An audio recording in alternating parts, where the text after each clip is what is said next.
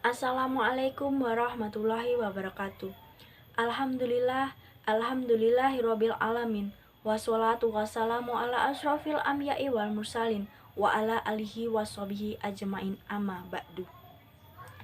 Pertama-tama, marilah kita panjatkan puja dan puji syukur kehadirat Allah Subhanahu wa Ta'ala yang telah melimpahkan karunia serta rahmatnya, sehingga kita dapat berkumpul di tempat yang insya Allah penuh berkah ini dengan keadaan sehat walafiat.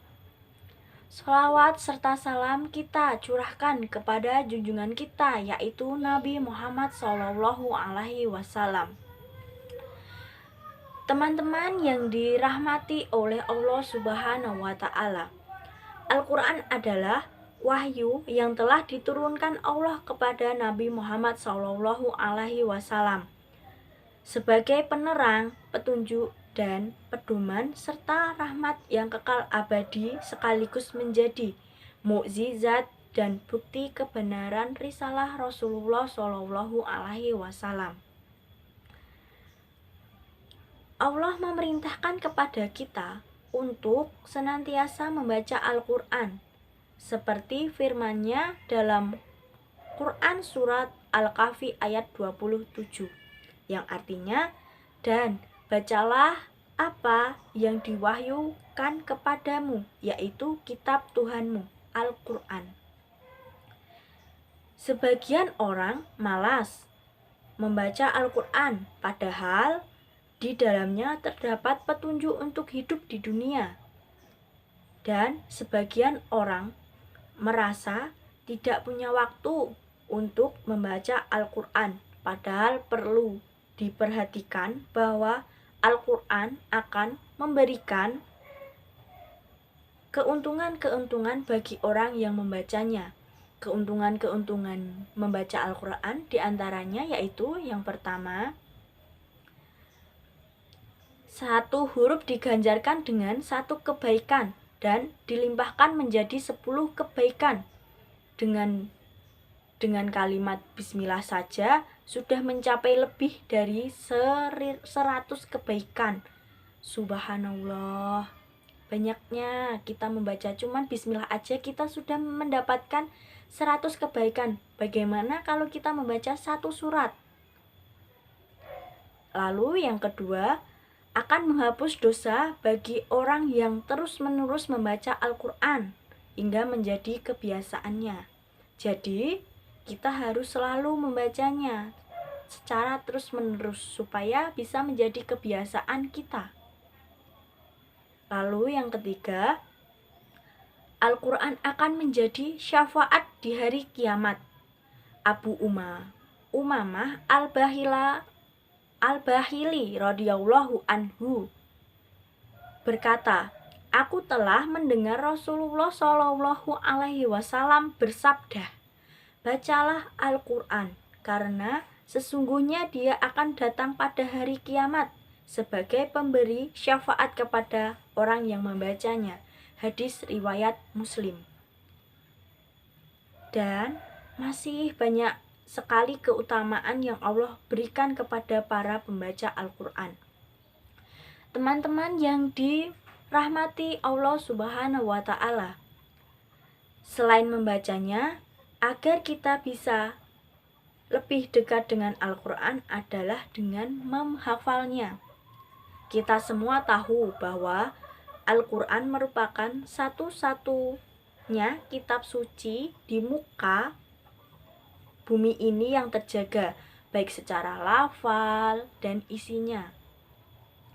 Hal ini merupakan janji Allah Subhanahu wa Ta'ala yang akan selalu menjaganya sampai hari kiamat. Salah satu penjagaan Allah Subhanahu wa Ta'ala terhadap Al-Quran adalah dengan memuliakan para penghafalnya. Dan ada beberapa keutamaan bagi orang yang menghafal Al-Quran. Keutamaannya diantaranya yaitu yang pertama, hati seorang penghafal Al-Quran tidak akan kosong. Di dalam hatinya selalu diisi oleh cahaya Al-Quran. Dia akan selalu merasa ketenangan di dalam hidupnya. Yang kedua, penghafal Al-Quran akan memakai mahkota kehormatan. Rasulullah Shallallahu Alaihi Wasallam bersabda, penghafal Al-Quran akan datang pada hari kiamat. Kemudian Al-Quran akan berkata, wahai Tuhanku, bebaskanlah dia. Kemudian orang itu dipakaikan mahkota karomahnya, kehormatan. Al-Quran kembali meminta, wahai Tuhanku, tambahkanlah. Maka orang itu dipakaikan jubah karomah. Kemudian Al-Quran memohon lagi, wahai Tuhanku, ridhoilah dia.